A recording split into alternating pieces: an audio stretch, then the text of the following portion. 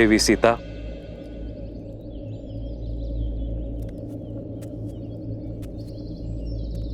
प्रणाम ऋषिवर। आयुष्मान भव।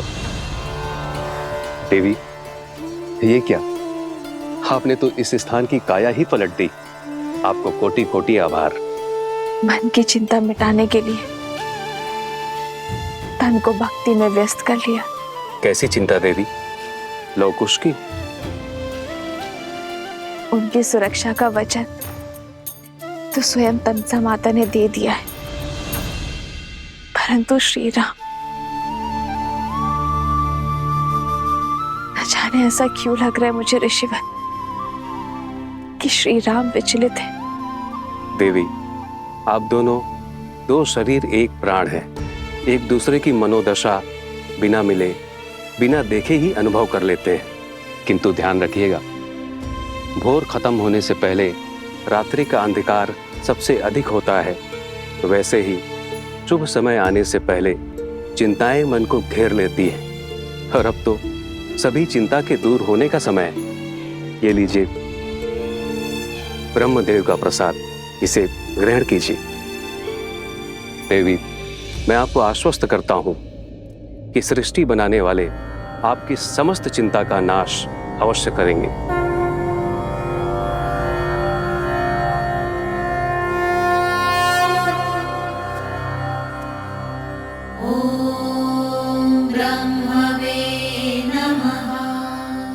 ओम ब्रह्मदेवाय नमः। देवाय नमः।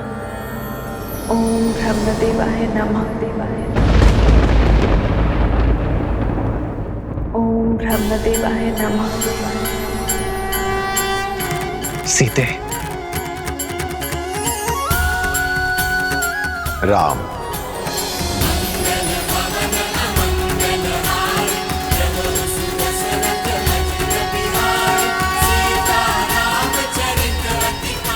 ब्रह्मदेव,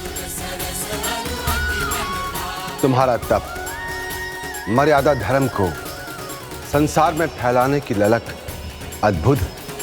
तुम्हारे जीवन की इस यात्रा में देवी सीता ने भी पूरा साथ दिया है। इसलिए मैंने इस सीता के पुतले को इतने प्राण दिए हैं, ये अश्व के लौटने और यज्ञ उत्पन्न विधि के संपूर्ण होने तक मंत्रोजाप कर सके। अभी अश्वमेध यज्ञ देवताओं को भी सहर्ष स्वीकार होगा और उनका आशीर्वाद तुम्हारे साथ है राम। यज्ञ का अभिमंत्रण अश्व को आसुरी शक्तियों और दुर्घटनाओं से बचाता है, किंतु केवल तब जब देवताओं का आशीर्वाद हमारे साथ हो। धन्यवाद ब्रह्मदेव।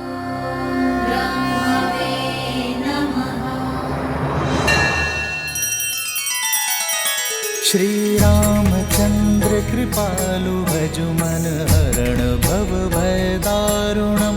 नव कंज लोचन कंज मुख कर कंज पद कंजारुणम।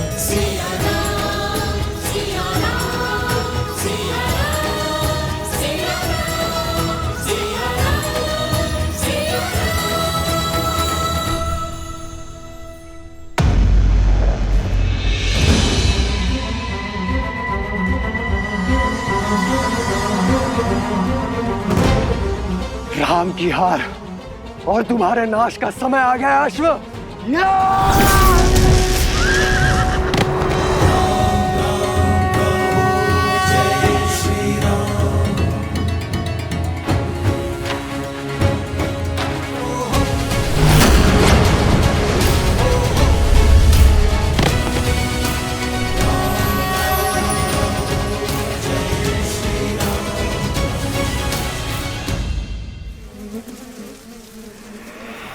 मूर्खाधिपति प्रबंधासुर, इतना भी नहीं जानते कि अश्वमेध का अश्व देवताओं की सुरक्षा में होता है। असुरों का संहार देवताओं और मनुष्यों के सामर्थ्य से नहीं, असुरों की मूर्खता से ही हो जाएगा।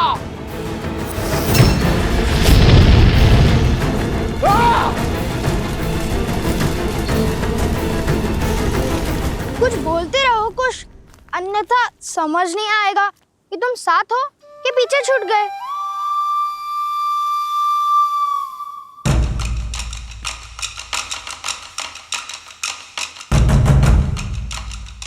ऋषि कुमारों,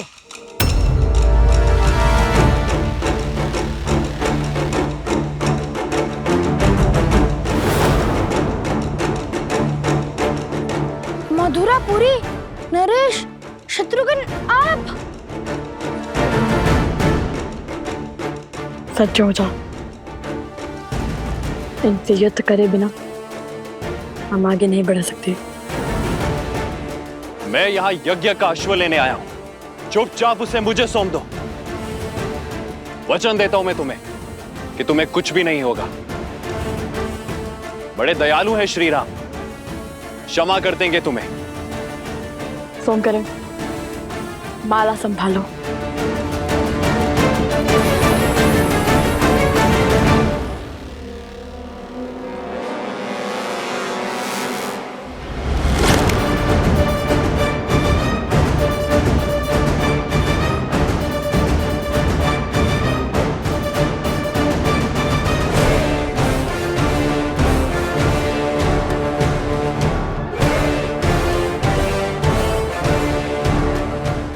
तो जानते हैं ना वो कौन है? वो कोई साधारण बालक नहीं है, वो अनमोल रत्न है। केवल मेरे लिए नहीं, अपितु समस्त संसार के लिए। आप दोनों जो कर रहे हैं वो अनुचित है। मेरी विनती सुनिए और समय रहते अपनी भूल सुधार लीजिए। यज्ञ के अश्व को रोकना पाप ही नहीं, अपराध भी है। हम बालक अवश्य हैं, किंतु अबोध नहीं। हम आपका बहुत सम्मान करते हैं राजानुज, किंतु अभी ये अश्व हमने पकड़ा है तो उपाय केवल एक ही है, युद्ध। युद्ध।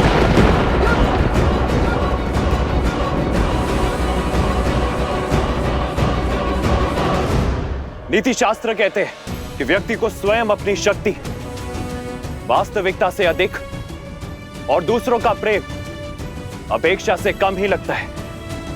यही भेद आप दोनों के साहस में छलक रहा है।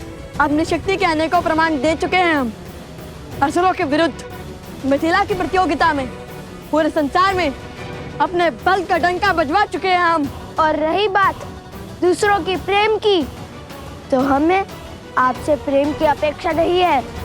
यदि आप युद्ध से पहले हमें सुप्रभात कह देंगे तब भी हमारी आंखें भर आएंगी।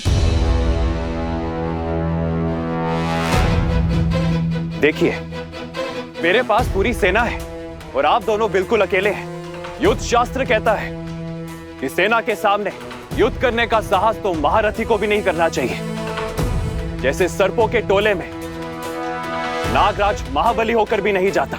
नागराज भले ही ना जाए, गरुड़ या नेवले अकेले जाते हैं सर्पों की टोली में। स्वयं को क्या समझते हो?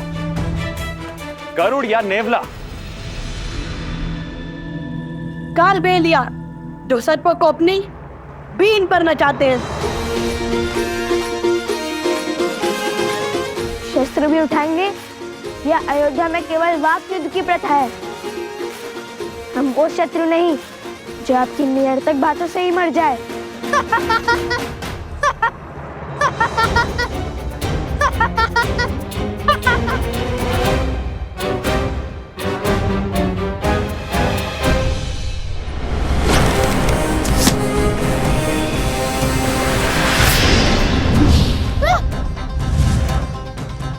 आप दोनों शत्रु नहीं, अपराधी हैं।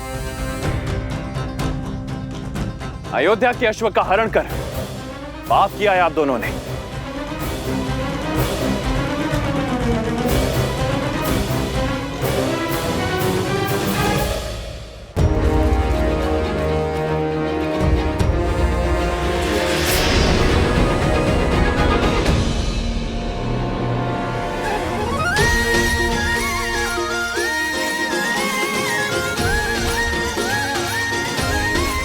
धन्यवाद मित्र सोमकर्ण।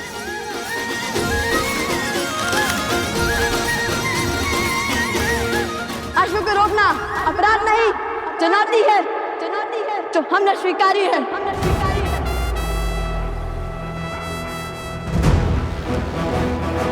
कुश,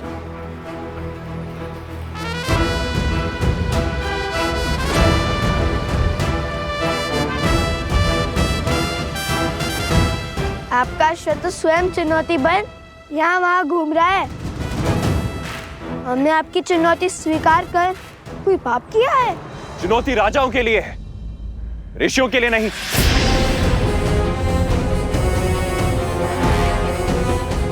क्या बताएंगे आप? कहां के राजा हैं आप?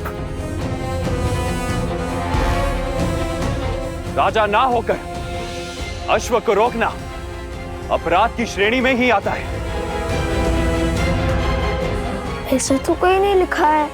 लिखा नहीं है, किंतु असत्य भी नहीं है। ये हमारे राजा है। मेरे ज्येष्ठ भ्राता अवसरा ने इनका राज्याभिषेक किया है।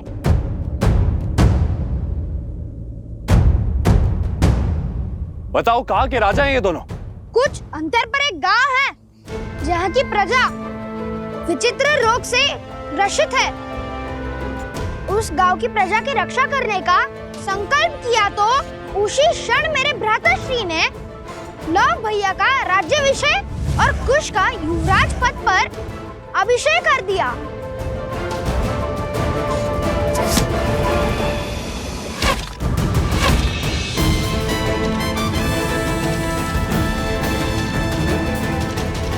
राजानुज, युद्ध में असावधान होना सबसे बड़ा अपराध है।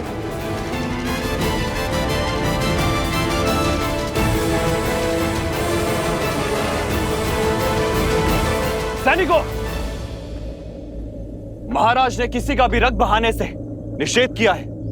स्मरण रहे, इन ऋषि कुमारों को केवल हमें बंदी बनाना है।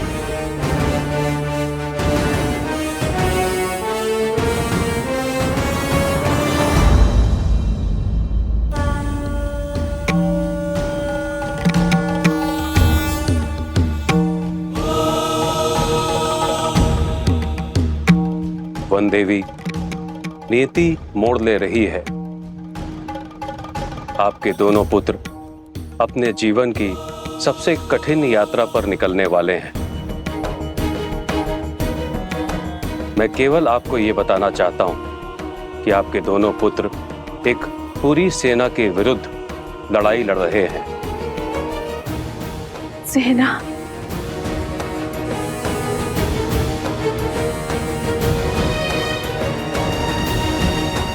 हे महादेव,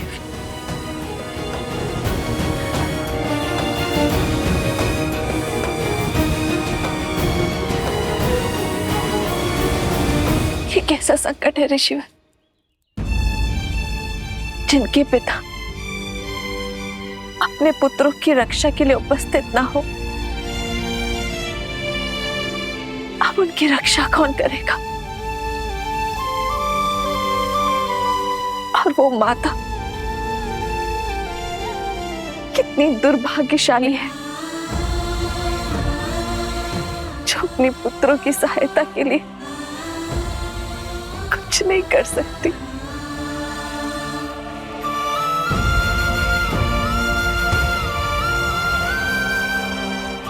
ऋषिवर, कोई तो उपाय होगा ना, किस संकट से पार पा सके, मैं अपने पुत्रों की रक्षा कर सकूं। बताइए गुरुवर।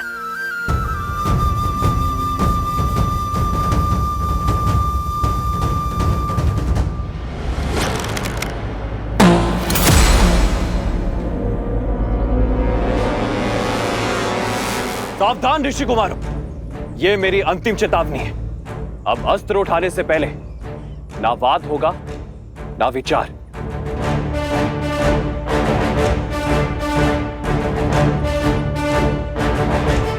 यदि अब भी ये नहीं रुके तो मुझे इन पर प्रहार करना ही होगा। मेरा पहला धर्म अपने महाराज की आज्ञा का पालन करना है। सैनिकों, जाओ और पकड़ लाओ इन्हें।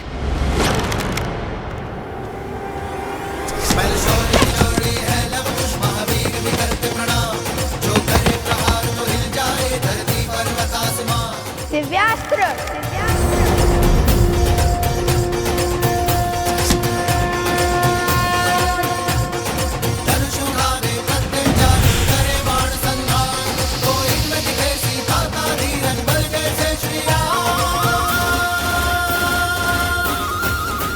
संपूर्ण संसार में मर्यादा धर्म का प्रचार हो रहा है और आप दोनों धर्म स्थापना के मार्ग में अवरोध बनकर पाप कर रहे हैं।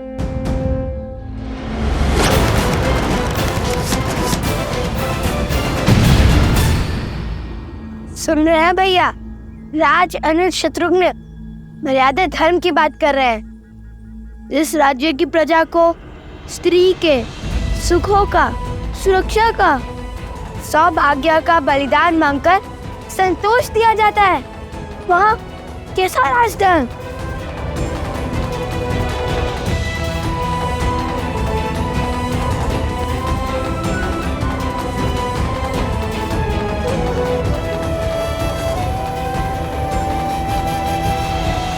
आप दोनों का क्या संबंध है अयोध्या की महारानी से? संबंध है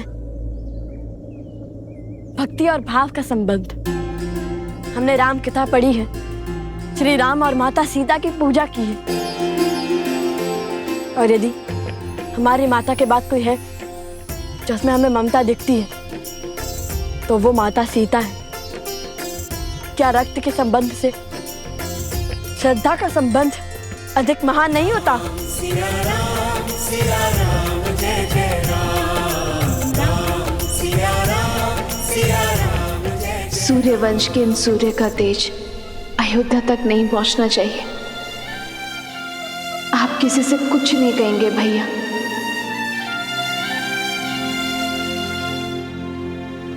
धन्य है आप भाभी माँ, श्री राम से दूर रहकर अपनी पहचान को गुप्त रखकर भी इन बालकों को श्री राम की परछाई बनाया आपने। स्पष्ट है ये दिव्य बालक और कोई नहीं, आपके और भैया के ही पुत्र हैं। वेदों में कुछ ऐसे मंत्रों का विवरण है जिनका पाठ करने से स्वयं देवताओं को रक्षा करने के लिए बुलाया जा सकता है। आप उनका पाठ आरंभ करें और मुझे पूर्ण विश्वास है कि देवता आपकी सहायता अवश्य करेंगे।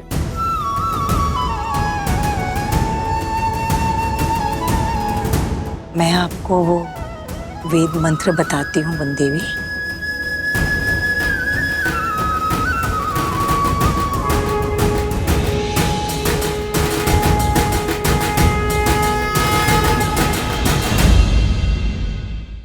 हे वरुण देव, आपकी शक्ति अपरंपार है। श्री राम के अयान का महत्वपूर्ण भाग रहे हैं आप,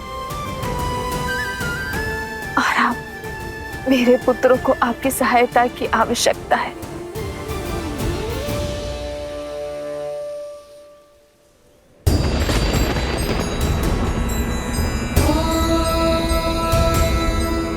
जलबिंबाय विद्महे लीला पुरुषाय धीमहि वरुणः प्रचोदयात्।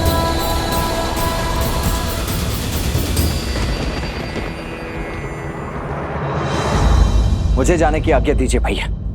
हनुमान का कोई समाचार आया? पवन पुत्र हनुमान पधार रहे हैं। जय जय पवन पुत्र हनुमान। प्रणाम प्रभु। मैंने पूरे त्रिवेणी क्षेत्र को छान लिया है, किंतु प्रभु मुझे अश्व कहीं नहीं मिला।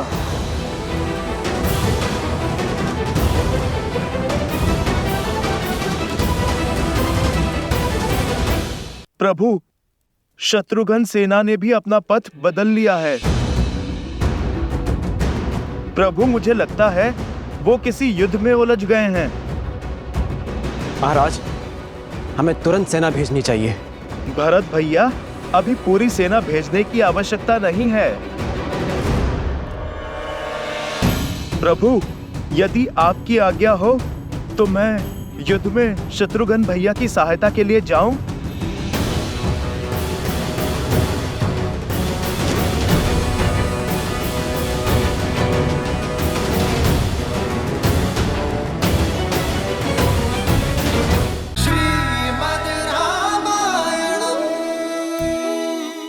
प्रभु यदि आपकी आज्ञा हो तो मैं युद्ध में शत्रुघ्न भैया की सहायता के लिए जाऊं।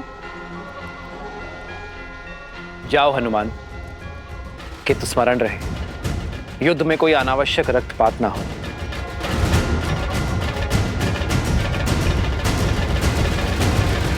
जय श्री राम।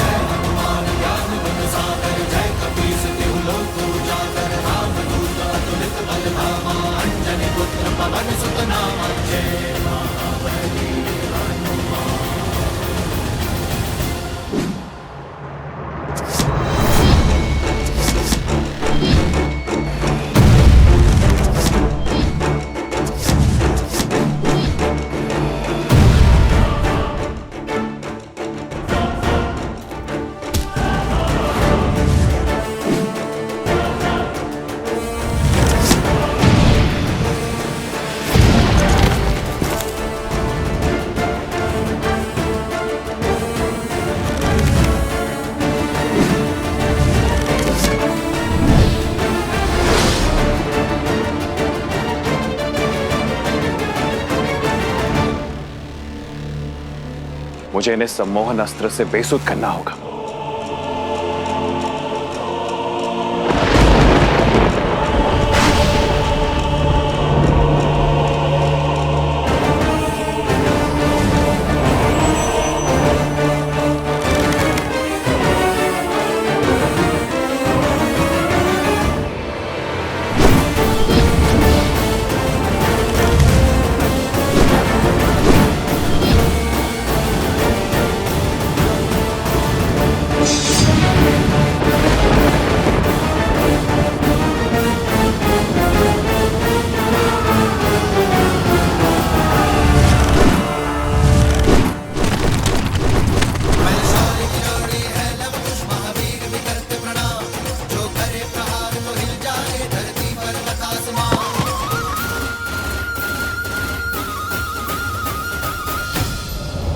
नागस्त्र।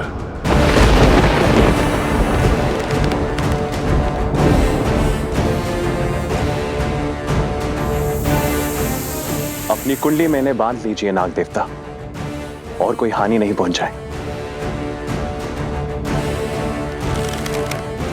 सुनो, तुम इन सैनिकों को संभालो, मैं इस अस्त्र का उत्तर देता हूं।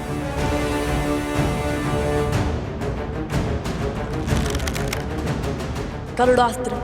गरुड़देव, हमारी रक्षा कीजिए।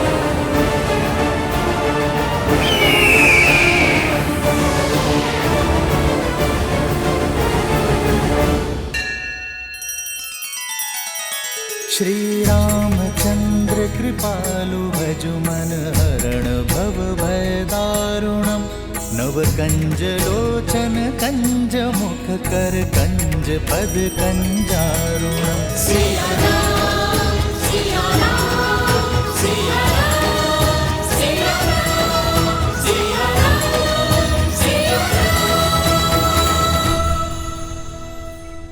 सैनिक, मेरे अस्त्र से बचकर तो दिखाओ।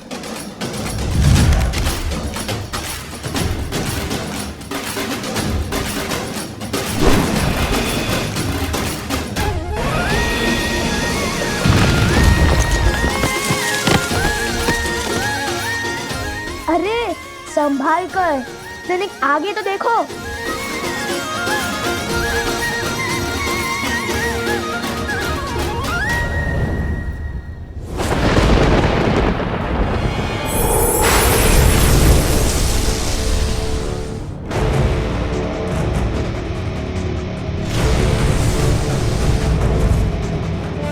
लगता है ये वरुणास्त्र चला रहे हैं। वरुण देव, अपनी कुंडली में इन बालकों को बांध लीजिए।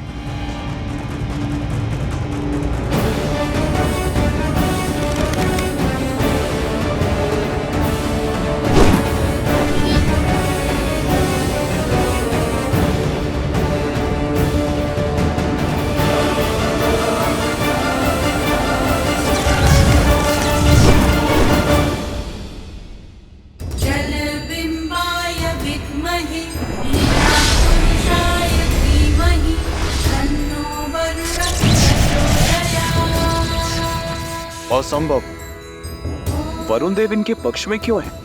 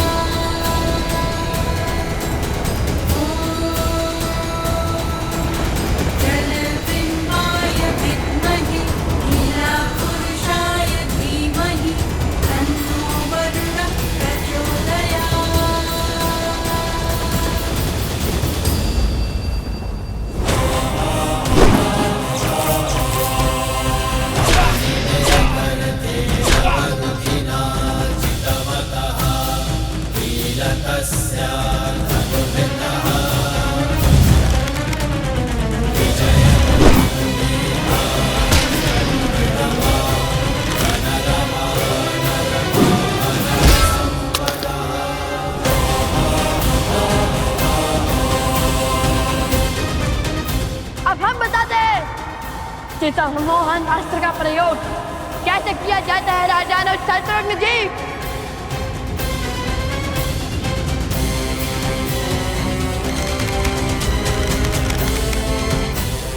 इस पराजय ने जितना संतोष मुझे दिया है उतना आज तक मुझे किसी विजय ने नहीं दिया।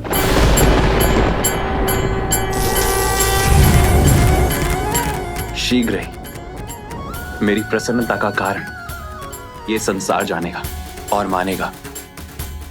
ये पराजय स्वीकार कर शत्रुघ्न ने कोई द्रोह नहीं किया।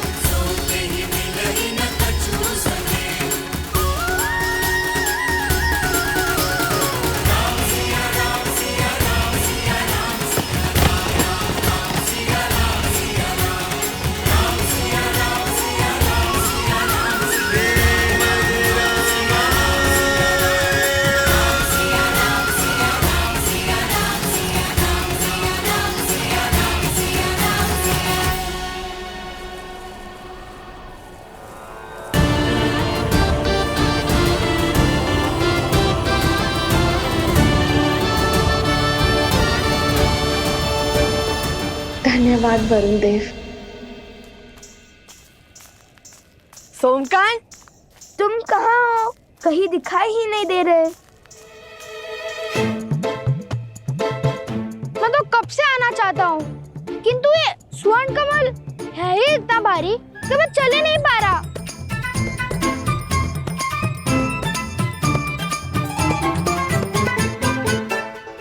लाओ।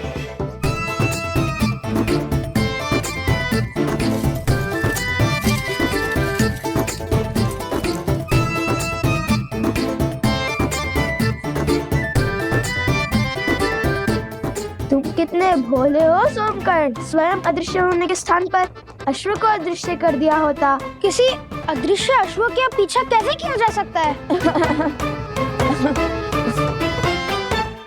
कुश, एक बांस या फिर एक गन्ना लाओ, उसे इसमें हम लटका देंगे, अन्यथा हम यूं ही अदृश्य होते रहेंगे।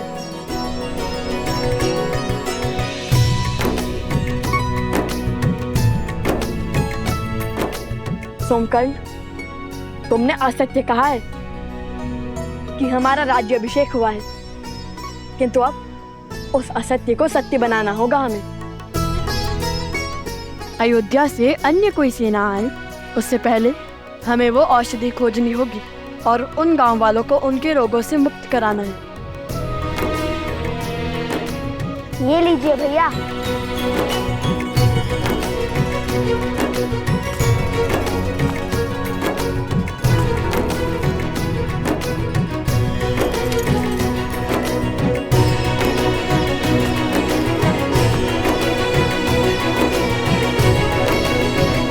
चलो पर्वत की ओर चलते हैं। भैया, किंतु औषधि कैसे खोजेंगे? सूर्यास्त होने को है। शीघ्र ही घोर अंधकार छा जाएगा।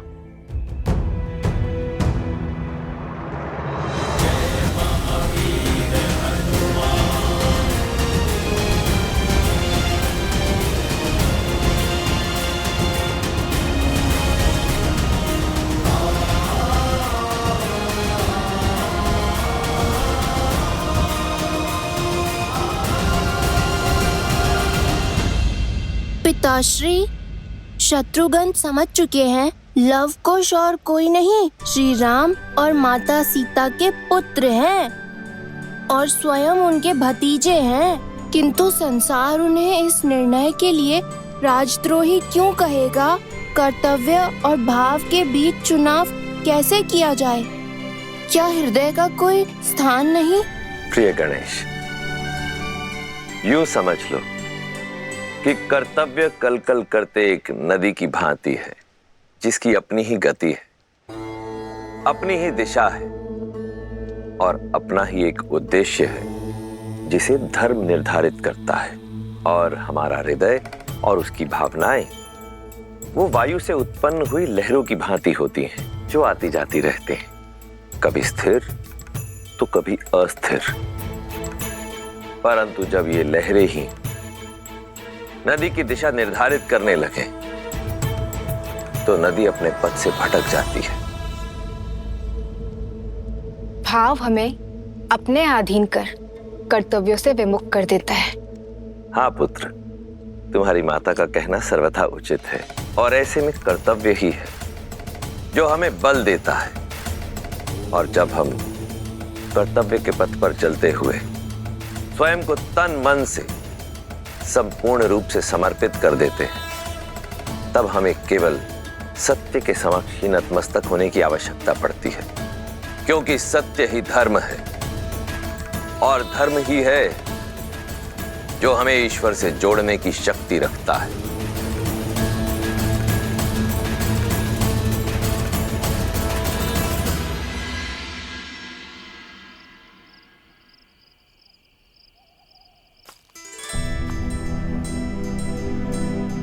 अब जब तक हम ना लौटे तुम यही रहना। हम एक और वचन निभा कर आते हैं। उन गांव वालों की रक्षा के लिए पर्वत से औषधि लाती है।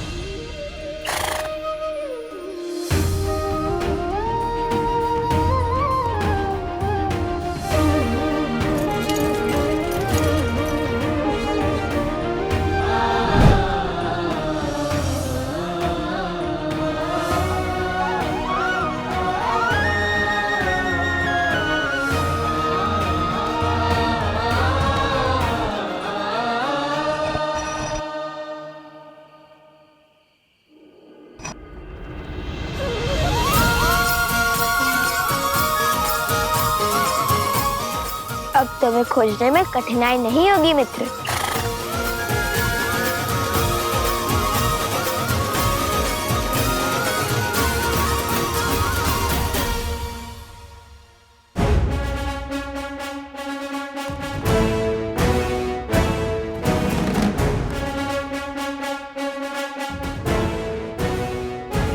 भैया, गांव की रक्षा के लिए हरित ऋषि पहुंच गए होंगे और हमारी प्रतीक्षा कर रहे होंगे। किंतु यदि ऊपर अनेक वनस्पति हुई तो हम उनमें से एक जड़ी बूटी कैसे पहचानेंगे? मैं भी तो वही सोच रहा हूँ। जब हनुमान जी संजीवनी लेने गए थे तब वैद्य सुषेण जी ने उन्हें क्या कहकर भेजा था? यही कि संजीवनी बूटी चमकती है। बूटी चमकती है जैसे अधर्म के अंधकार में धर्म का प्रकाश चमकता है।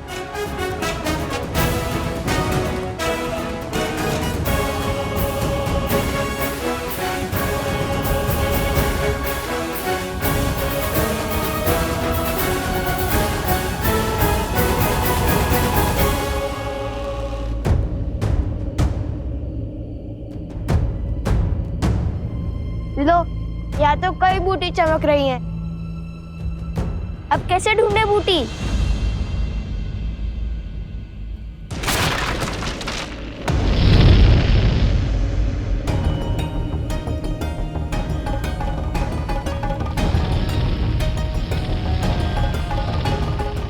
इससे पहले कि समय हाथ से फिसल जाए, मुझे स्वयं जाकर वो दुर्लभ जड़ी बूटी लानी होगी,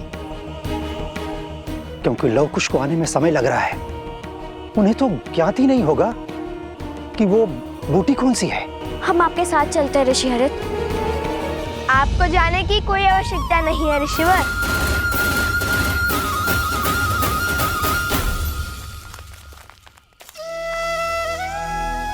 लवकुश भी आ गए और आपके लिए जड़ी बूटी भी। चाहिए ना आपकी वो दुर्लभ जड़ी बूटी? हाँ, यही वो बूटी है। किंतु लवकुश, तुम्हें जड़ी बूटी कैसे पहचानी? बताएंगे बताएंगे।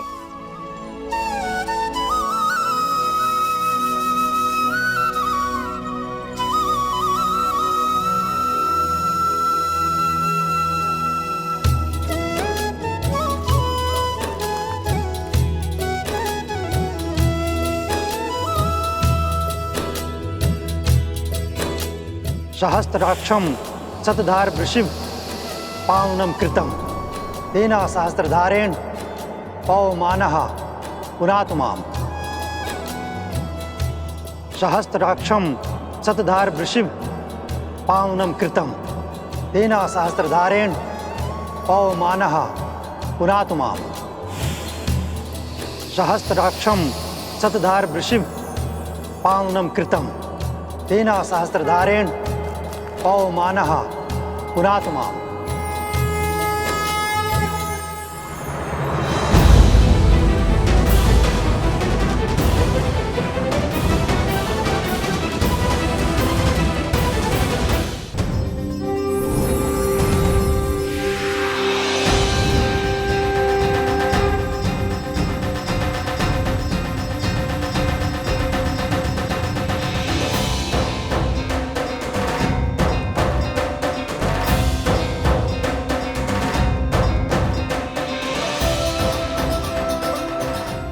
मैं निरोगी हो गया, मेरा रोग भी ठीक हो गया, हम सब स्वस्थ हो गए। धन्यवाद ऋषिवर, आपके कारण। मेरे कारण नहीं, ये सब तो लवकुश ने किया है। धन्यवाद। आप दोनों का कोटि कोटि धन्यवाद। आप दोनों ने अपने प्राणों को संकट में डालकर हमारी सहायता की। आपका साहस और सामर्थ्य सदैव बना रहे।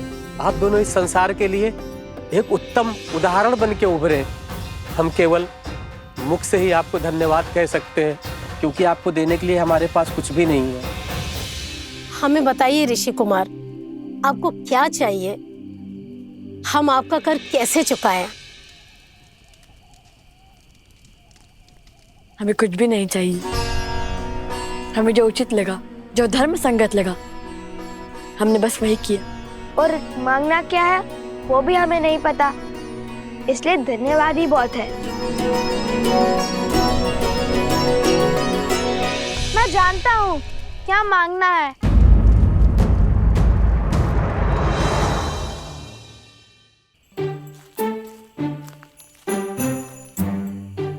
अभी कुछ समय पहले मैं एक मिथ्या कहकर आया हूँ, उसे सत्य करने का समय अब आ गया है। जय महावीर हनुमान, जय जय पवन पुत्र हनुमान।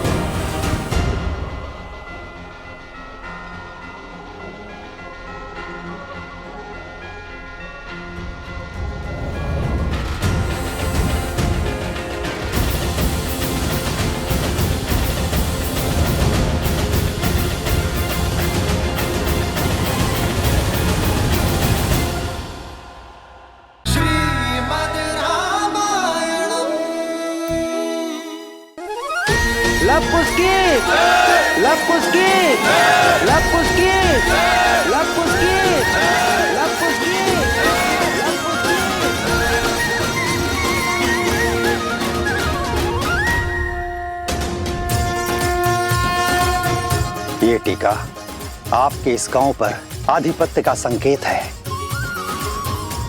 आज से आप दोनों इनके नायक, इनके राजा हुए।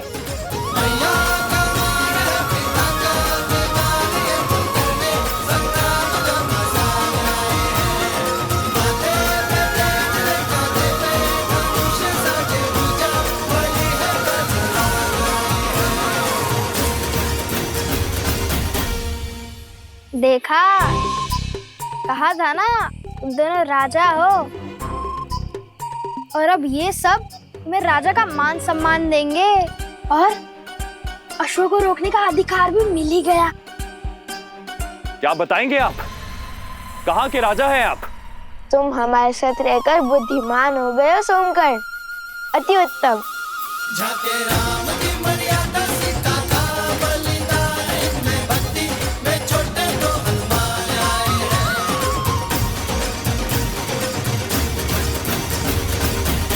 ऋषिवर, क्या आप हमें माता सीता के बारे में जानकारी दे सकते हैं? उनकी कथा, उनकी गाथा क्यों संसार से छुपी है?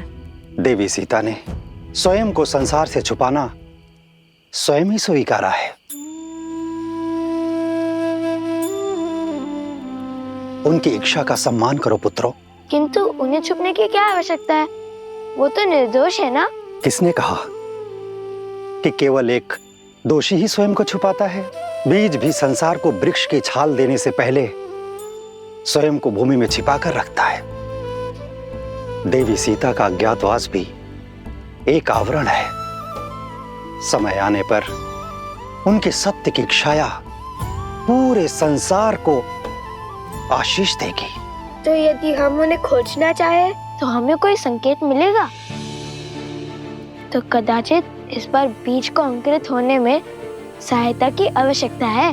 देवी सीता, विधि का विधान है बच्चों, और विधान में जब जहां जिसकी आवश्यकता होती है उसके वहां पहुंचने के संकेत और मार्ग स्वयं ही बन जाते हैं।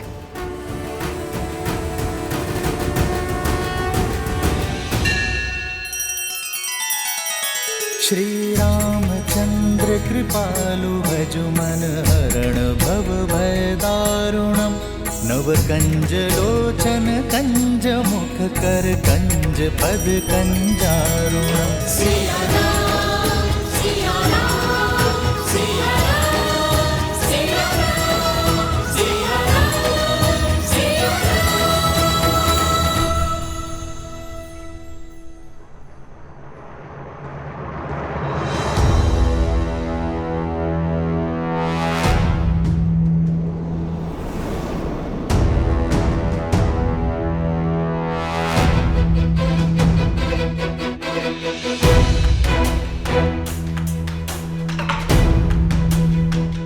यहाँ युद्ध के बाद छाई शांति है। ना पशु है और ना ही पक्षी। सब भयभीत होकर छिप गए हैं, अर्थात युद्ध निकट ही घटा है।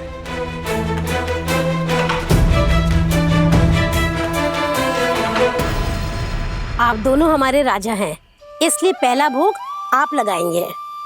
नहीं, राजा स्वामी नहीं, सेवक होता है जो प्रजा से पहले अपना पेट भर ले। वो रक्षक नहीं, भक्षक होता है। आइए हम सब साथ भोजन करेंगे। लीजिए।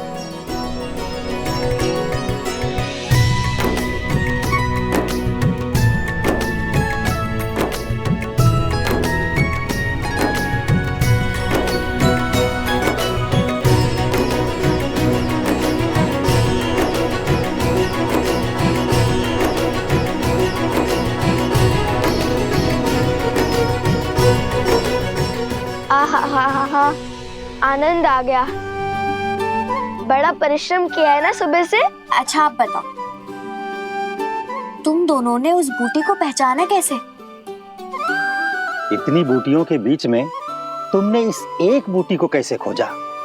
जब मन में धर्म की धुन लिए कोई सुकर्म करने निकलो तो स्वयं प्रकृति भी आपकी सहायता करती है।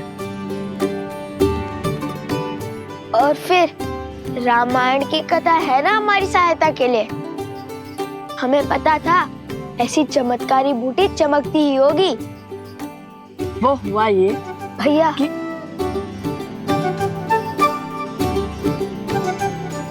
हाँ, जानता हूँ कि अपनी वीरता की कथाएं सुनाने में तुम्हें अधिक आनंद आता है, किंतु हाँ, स्मरण रहे, सत्य में कल्पना की मिलावट नहीं होनी चाहिए। मैं तो सदा सत्य ही कहता हूँ। तो हुआ ये कि हमें ज्ञात था कि बूटी अवश्य चमकेगी, किंतु जब हम वहां पहुंचे तो देखा यहाँ तो हर वनस्पति चमक रही है। चलिए भैया नीचे चलते हैं। इतनी शीघ्र हार मान गए तुम?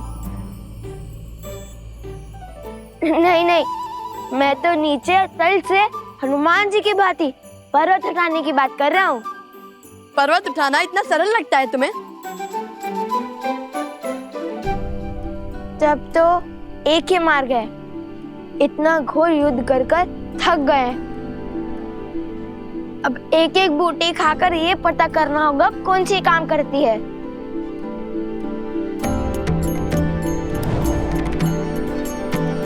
और यदि कोई भी बूटी विषैली निकली तो?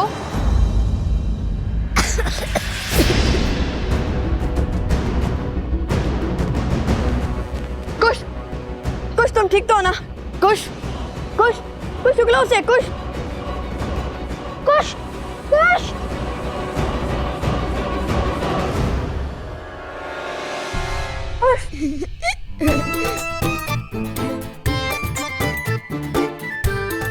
अब डर गए ना? मुझे तो कुछ नहीं हुआ। कभी तो गंभीर हो जाया करो कुश।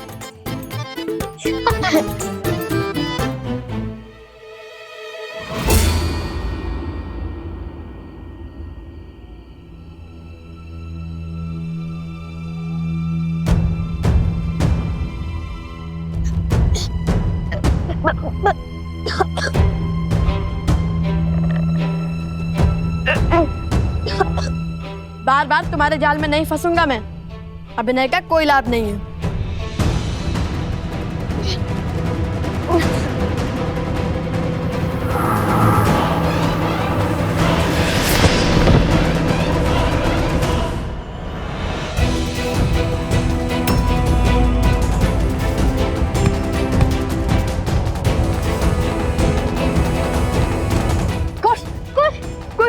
कुश क्या हो गया तुम्हें? ये बूटी तो सद्य में विषैली निकली। कुश उठो। कुश फिर क्या? मेरा नीलाकंठ देखकर भैया को विश्वास तो हो गया था, किंतु लगता है विष फैल रहा है। अब क्या करें? भैया अब बूटी खोज लोगे ना? कैसे कुश? तुम्हारी अटपटी बातों से ही तो मुझे नए मार्ग दिखते हैं। तुम्हारे बिना मैं क्या करूंगा?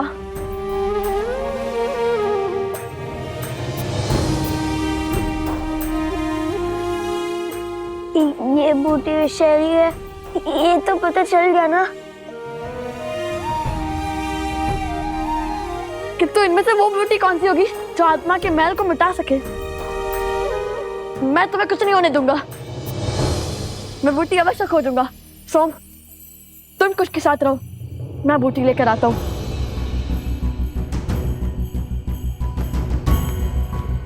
आंखें खोलो कुश।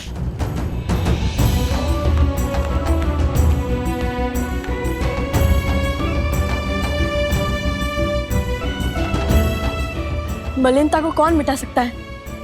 ऐसी क्या पवित्रता हो सकती है? अग्नि? नहीं। गंगा? किंतु वो तो यहाँ से कोसों दूर है। हे प्रभु, सहायता कीजिए हमारी।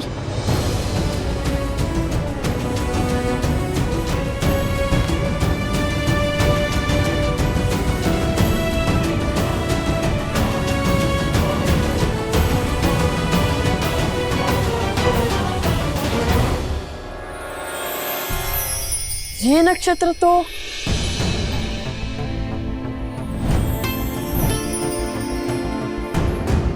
पुष्य नक्षत्र है, पवित्रता का चिन्ह। और पुष्य नक्षत्र के स्वामी तो स्वयं बृहस्पति देव हैं। हे बृहस्पति देव, सहायता कीजिए हमारी। ओम बृहस्पते नमः, ओम बृहस्पते नमः।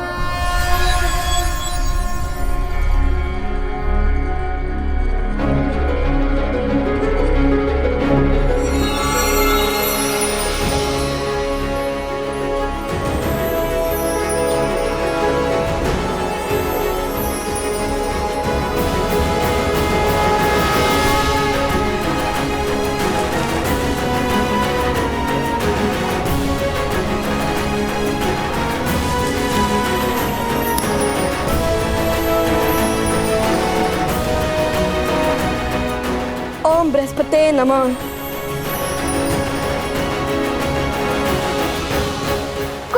खुश। ओम बृहस्पतिये नमः, ओम बृहस्पतिये नमः।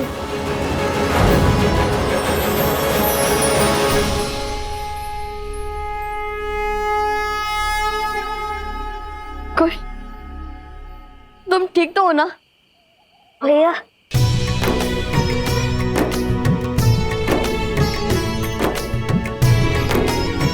कुश, मेरे भाई, इस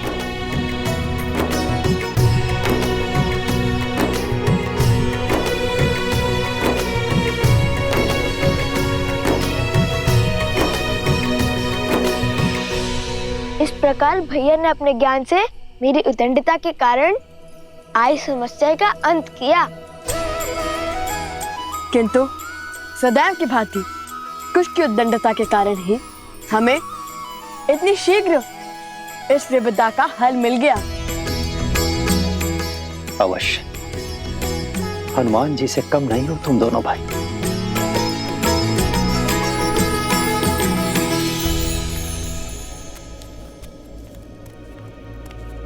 पूरा वन घूमकर पुनः यहीं पर आ गया। मुझे कोई संकेत नहीं मिल रहा।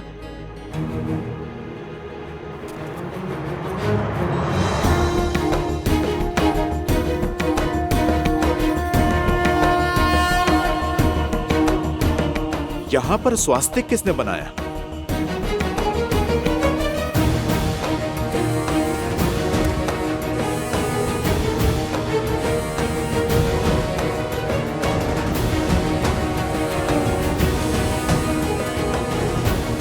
केवल इसी वृक्ष पर चिन्ह है।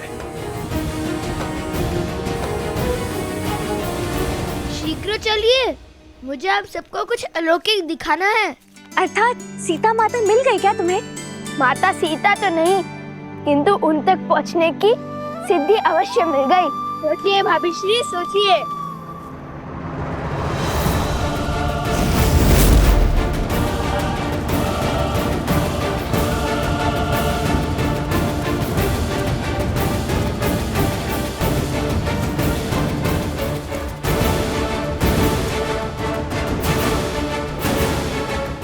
अरे अब शीघ्र चलो, हमें उस वृक्ष तक पहुंचना होगा, अन्यथा तुम्हारी सिद्धि कोई और ले जाएगा।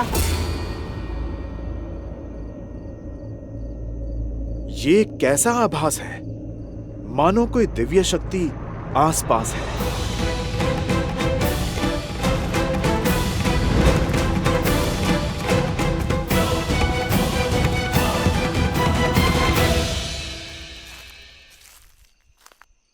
हनुमान जी! सैनिकों,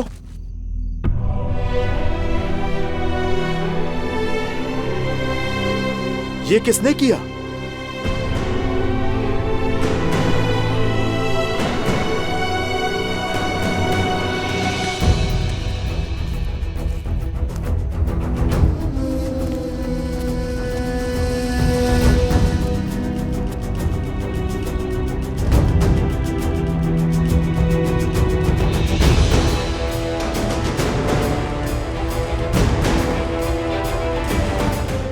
इसी गड्ढे में गिरे थे हनुमान जी। उन ऋषि कुमारों पर जब हम प्रहार करने गए तो उन्होंने हम पर ब्रह्मास्त्र छोड़ दिया।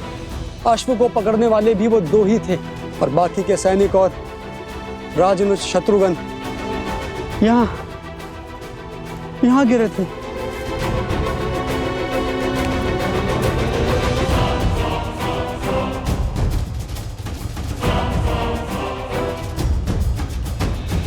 हम उन्हें बचा नहीं पाए, मैं गड्ढे में ही रह गया, उनके समक्ष लड़ने का साहस नहीं जुटा पाया।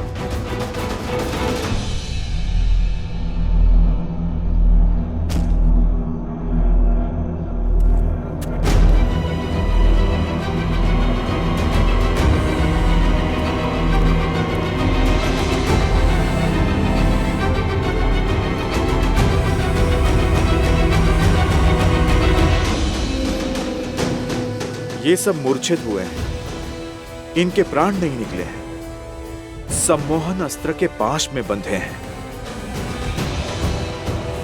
जो केवल देवताओं से ही मिल सकता है।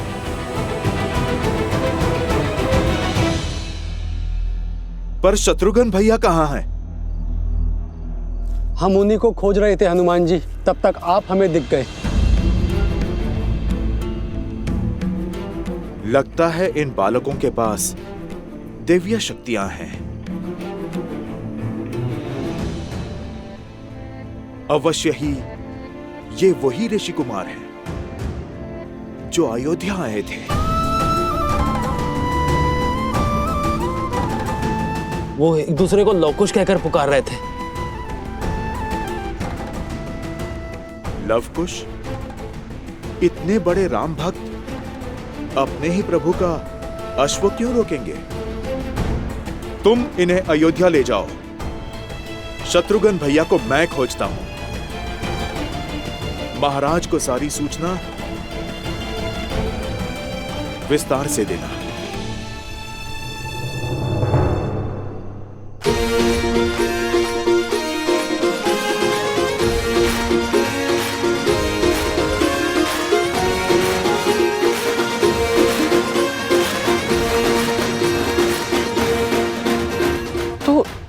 तुमने उसे पकड़ ही लिया? है ना अद्भुत? कहा था ना, लवकुश कुछ भी कर सकते हैं। सच्ची में तुमने उसे पकड़ लिया? अरे अवश्य। अब चलिए, हमें वो स्वर्ण कमल लेकर आश्रम भी पहुंचना है। कल सुबह पूजा है।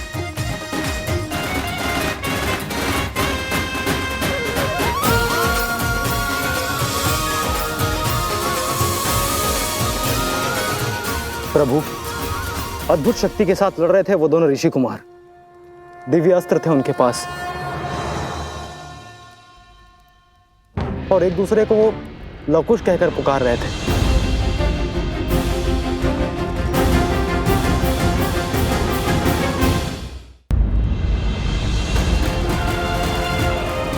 महाराज, ये तो वही 2 ऋषि कुमार हैं जिनके गायन ने हम सभी को मंत्रमुग्ध कर दिया था।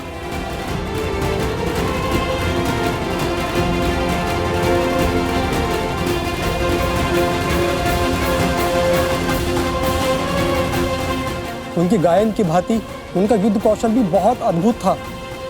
जैसे युद्ध नहीं कोई खेल हो और चिंता का तो कोई भाव ही नहीं था उनमें। अक्षम्य है ये, हमारे वीर योद्धाओं का अपमान है। 2 बालक जो युद्ध को मनोरंजन समझते हैं, हमारी सेना को परास्त करके चले गए।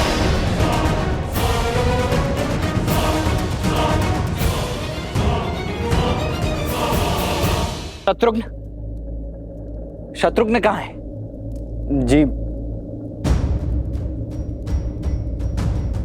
जी वो रामानुज और बाकी सैनिक सम्मोहन अस्त्र से मूर्छित हो गए थे और उसके पश्चात रामानुज शत्रुघ्न लुप्त हो गए। हनुमान जी उन्हें खोजने का प्रयास कर रहे हैं।